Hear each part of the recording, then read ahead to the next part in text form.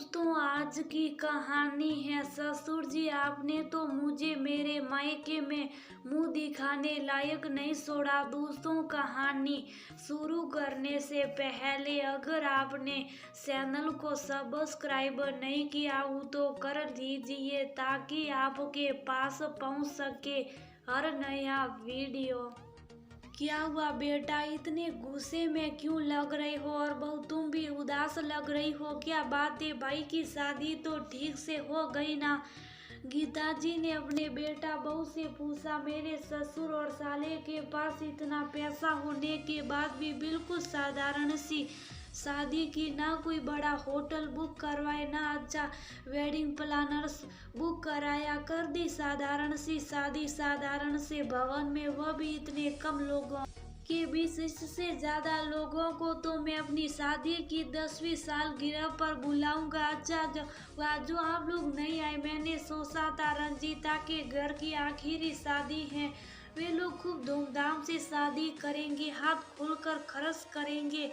आखिर पैसे की कोई कमी तो नहीं है उनके पास, पर नहीं, बिल्कुल सिंपल और सादे तरीके से शादी निपटा दी। बहुत कंजूस है रंजीता तुम्हारे मायके वाले, अखिल ने ताना देते हुए बोला। रंजीत और अखिल रंजीता के भाई की शादी में गए थे। रंजीता के ससुर जी की तबीयत थोड़ी ठीक नहीं थी, इसलिए सास ससुर दोनों घर पर ही थे। हाँ, है तो बड़े कंजूस लोग। तुम्हारी शादी भी तो बिना किसी तामझाम के होटल के बजाय भवन से की थी, और मिलने में भी उपकार भी सस्ते ही दिए थे। अखिल के पिता राकेश जी बोले। वहाँ मेरी बड़ी साली साहिबा और उनके पति के कपड़े तो एकदम थर्ड क्लास लगे।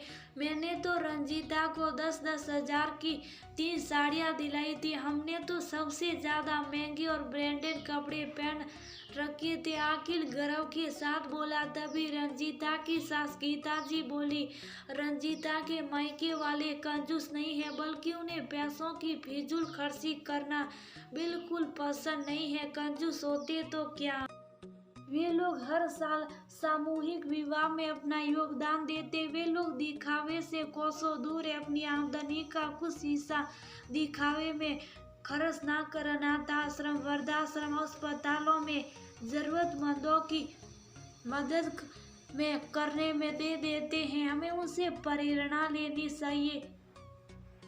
आप जरूरत से ज्यादा दिखावे के कारण अब तक मकान के लिए लिया लोन चुका नहीं पाए। अपने भाई से, बहन से, दोस्तों से, ना जाने किस किस से आपने कर्ज ले रखा है।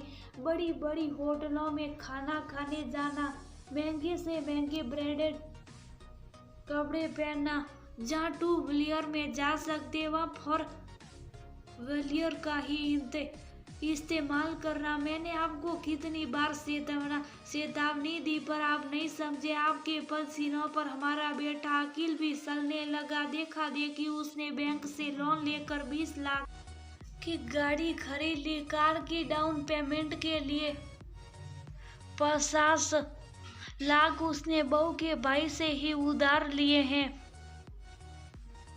जो उसने अभी तक चुकाई नहीं है। गीता जी ने पति को आईना दिखाया। रंजीता के सब्र का बांध अब टूट चुका था। उसने हिम्मत कर बोला, मेरी 10-10 हजार की साड़ियाँ मेरी दीदी की साधारण साड़ी के सामने फीकी नजर आ रही थी। मेरे बदन को कांटों की तरह चुभ रही थी वह दिखावे की साड़ियाँ। मेरी दीदी के पास जो कुछ भी है उनकी खुद की गाड़ी, कमाई का, उधार का नहीं। छोटी गाड़ी, छोटा घर, साधारण कपड़े हैं, लेकिन उनके सिर पर कर्ज का भार तो नहीं है। शादी में पीठ पीछे लोगों का हमारे बारे में बातें करते सुना।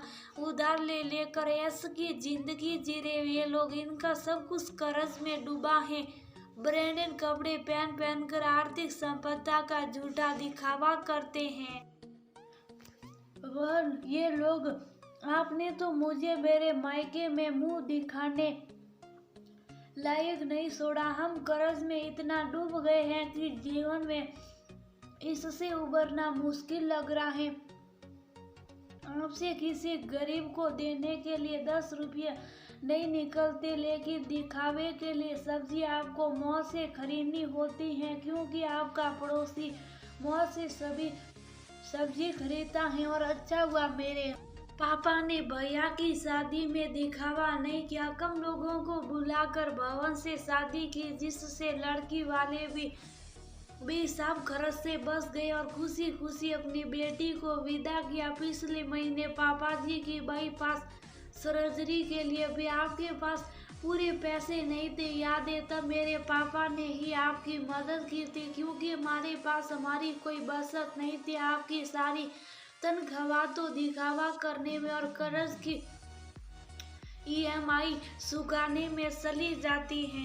शीशे के सामने आई फोन से सेल्फी लेते हो ताकि लोगों को पता चले कि आपके पास आई फोन। आपका रोम कर्ज में डूबा, फिर भी हर जगह आपका फ्लाइट से आना जाना होता। रंजीता ने कड़े शब्दों में कहा, बेटा बहू की हर बात में सच्चाई है, दिखावे के कारण बर्बादी के रास्ते पर चलना बंद करो। जितनी सादर हो उतना ही प्यार पसारो, दिखावे के चक्कर में बनी बनाई इज्जत भी चली जाती है। गीता जी ने बेटे को समझाया और बहू की बात का समर्थन किया। माँ और पत्नी की सच्चाई सुनकर अखिल निशब्द रह गया और आगे से दिखावा न करने का निश्चय करता है। दोस्तों, जो लोग दिखावा करते ये दूसरों के साथ साथ अपने आप को भी धोखा देते। दिखावे का परिणाम परेशानी की हालत में पहुंचना ही होता है, इसलिए हमेशा सरल रहे।